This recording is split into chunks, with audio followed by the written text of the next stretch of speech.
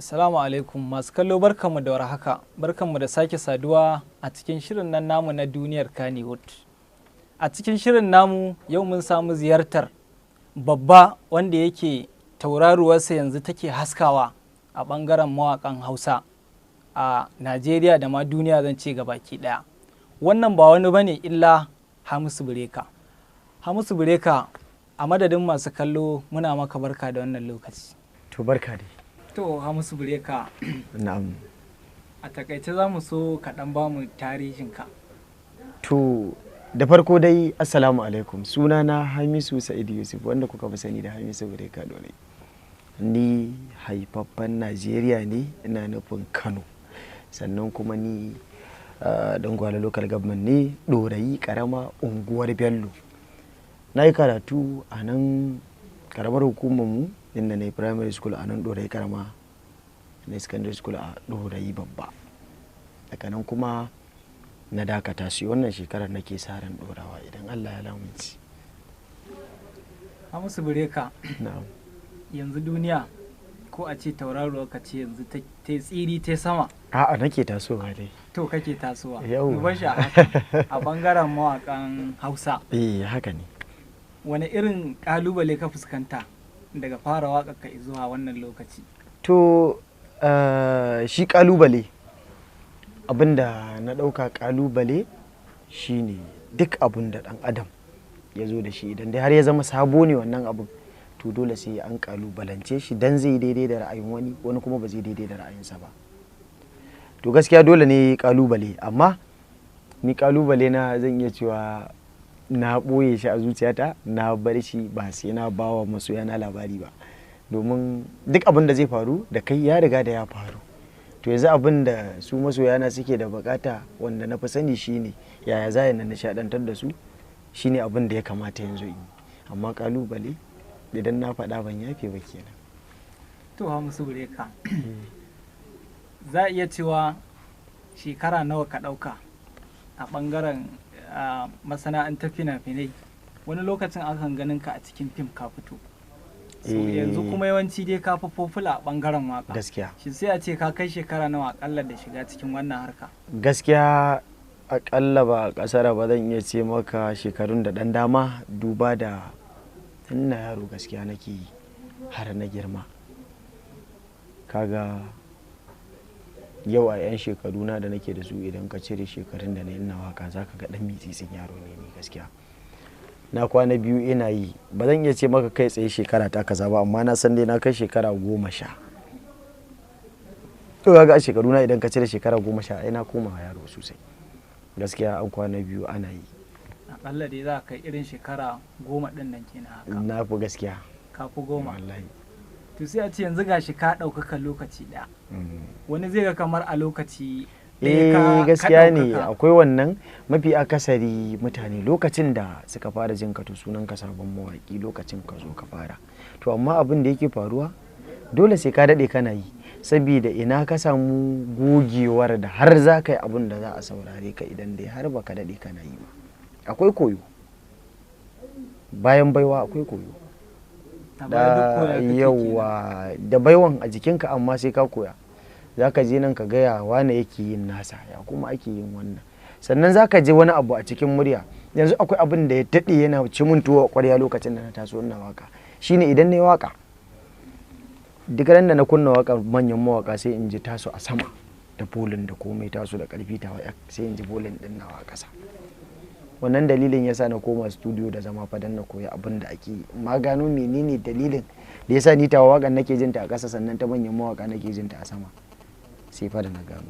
To haka abun yake mataki. Su saurari a ƙasashen a wajen gyara ne, ba a ƙaro ma bolin ko kuma a darajar waka ce kake jin ta su tafi. Wannan abun shine yake bambanta babba da ƙarami.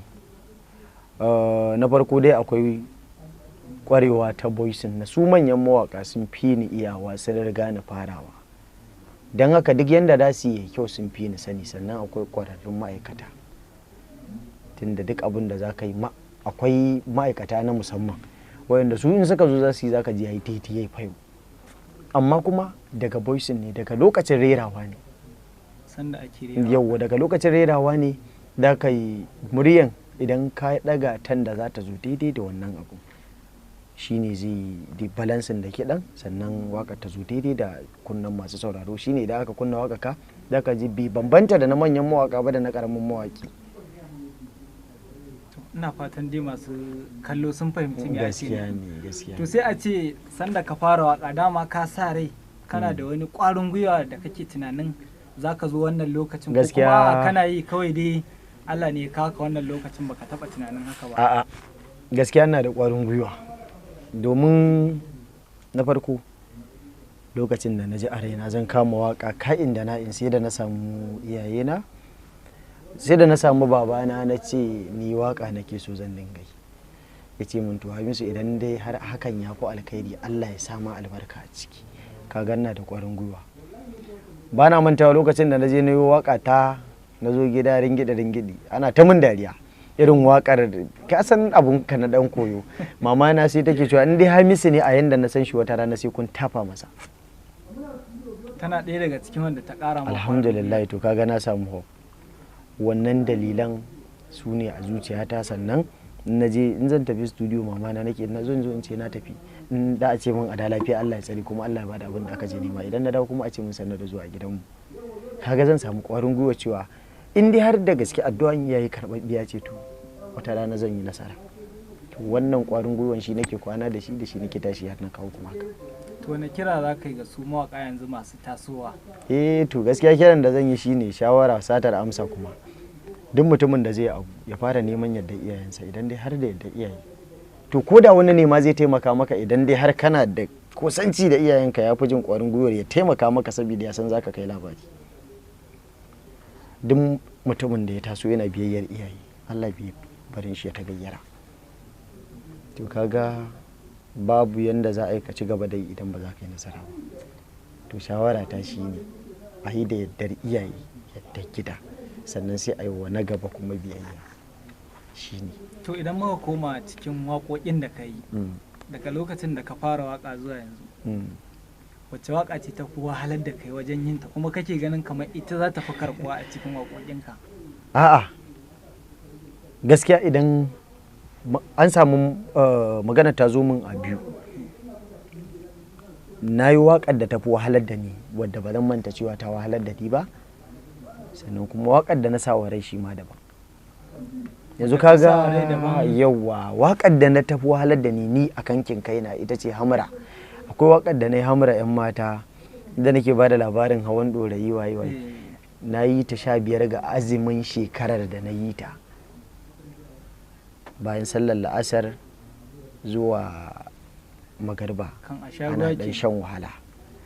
To a tsakankanin wannan lokacin na yi waƙan ga kishirwa sannan kuma gashi waƙar tana buƙatar dogon numfashi wannan abun ya matuƙar wahalar da ni sannan ina yi kaina yana kullewa. To da haka ne wannan waƙar na sha wahala sosai a wannan waƙar. Ina fitowa daga ofis ɗina ana kiran sallan magariba sai na ce to alhamdulillah gaje muka sallah sannan muka zo sai ma da abu na je na sha ruwa sannan na zo na saurara ma me ma na ce ko. To kaga wannan waƙar na tabbatar da ta wahalar da ni sannan kuma sai waƙar da ni a raina na sa wa rai ita ce waƙar ke ce waƙar da nake cewa a duniya ke kika samu farin ciki na idan ba kewa za na bai wa kauna. To amma kuma sai ya zama a wannan lokacin mafitane sun raja'a a kan shimfiɗar fuska wanda a wannan lokacin ne kuma idan ka bani in ka ce wata waƙa na fi so har yanzu ce maka na fi son ke ce. A yanzu wacce ce bakan damiya kake na? Shimfiɗar fuska tun da ita mutane suka zaba. Ai kaga duk abin da al'umma suka ciro maka ke ce na fi son a duniya ke kika zan farin ciki na ne a kan kaina a wannan lokaci.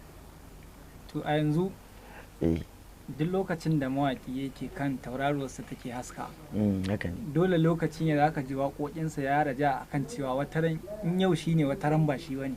Haka ne da wasu ne kafin ka dole yanzu kuma kai ne. To yanzu wannan irin tanadi kake da shi ga magoya bayan ka wanda suke fans ɗinka? Yanzu ni a nawa tunanin ba zan karya ƙwarin gwiwar mutanen da suke sauraro na ba. Wannan imani ne dole duk abin da Allah ya daga wata rana zai dawo ko menene wata rana na farko ma dai idan ba mutuwa akwai tsufa, akwai ranar da idan aka ce maka ka zo kai ma da kanka da aka ce ba da ka yi ba. Sannan duka idan ka cire waɗannan abubuwan aiki ne muke na shuhura, ita kuma shuhura yau gare ka ce gobe ga wananka. Idan da wani ba zai zo ba kai ma ba za ka zo ba. To amma ni yanzu na fi ta'allaka tunanina ne akan me masoyana suke so, to me zan yi.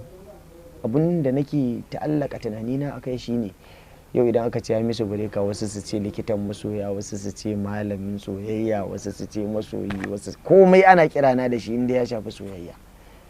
To idan dai har haka ne masoyana sun karɓi abin da nake kenan, to ya kamata a ce na ci gaba da tunani a kansu, akan in kawo musu abin da zai ci gaba da sa su farin ciki da nishadantuwa. Kamar yadda ka faɗa, wasu suna kiran ka likitan masoya, wasu komai ma inda ya shafi soyayya da ka iya ji an kira ni da shi. To in sai a ce wani irin kalubale kake fuskanta musamman a wajen masoyan wanda a ta wannan fuska kuma nakan dan samu wani muntsini, shine mafi akasari zan iya ji musamman mata cika yan na Hamisu Bureka kan dan yaudara ne, wata bata taba ganin budurwata ba amma za ta sa a ranta kamar ni irin shahararren dan yaudara ne, wanda maybe idan da za ta zo ta zauna da ni ma aka ce mata wace ta kamar budurwa Bureka sai ta tsaya tana ta to dalili shine tunani na ba a nan yake ba. Har kullum ni buri na kar in gaza a gurin waɗanda suke sauraro na. Ƙarshen waƙar da na saki yanzu a ciki sai da na faɗa nake cewa ina ƙwalla shela don in sanar da iya mabiya kalamai na, saboda tunani na akan su yake. Idan yanzu mai sauraro ya fuskanta yanzu ba ma ta soyayya kake ba, burin ka kai dai su nake so su yi soyayya, su kake so su soyayya, amma kai kullum tunaninka yanzu akan yanzu ai idan akan kaina ne ai ina da dahir ai, ni ma na kusa aure ai. Dama baka da aure ke? Mun haɗu ɗazun nan muka haɗu da wani aboki na yake ce mun ya kusa aure, na ce mishi, ya ce mun bikin shi saura wata ɗaya, na ce mallam dahir ni ma aure na ya kusa, sai dai ba a sa rana ba kaga tukunna, amma ina da dahir, ina jin ƙwarin gwiwa akan ni ma insha Allah.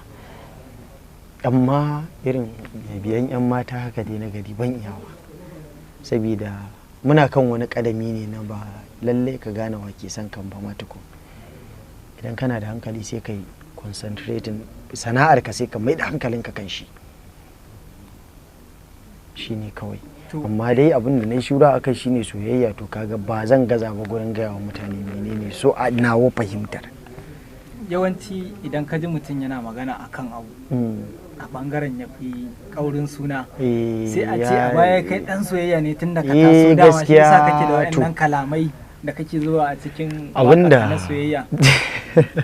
Abinda na sani shine ai bai yiwuwa a ce na san abin da na sani ban yi soyayya ba. Ni ma na yi soyayya sannan kuma ni amma abin da na fi sani shine ina yawan zama da masoya, ina nufin waɗanda suke soyayya da su muke zama muke hira, ina jin abubuwan da suke damun su, to wannan abun ni haddasa nake labarinsu. Duk lokacin da na tafi nake a kansa nake nazari na zo zan faɗa, zan tuna da abin da ya faru da wani, da wanda ya faru da wani, da wanda ya faru da wani, sai in haɗa su, sai in turo wa mutane, to zaka ga kowa ya tsinci ra'ayinsa a ciki, kowa da abin da ya same shi a ciki. Sai a ce wace waka ka fara yi a rayuwarka ta farko, ko zaka iya tunawa da ita? Ai ba zan manta ba, saboda wakar da na fara yi ita ce wakar yabo ce, wakar da na fara yi a duniya, wakar da yabo ce a sosai ma kuwa, tun daga makarantar islamiyya na fara har kawai yanzu.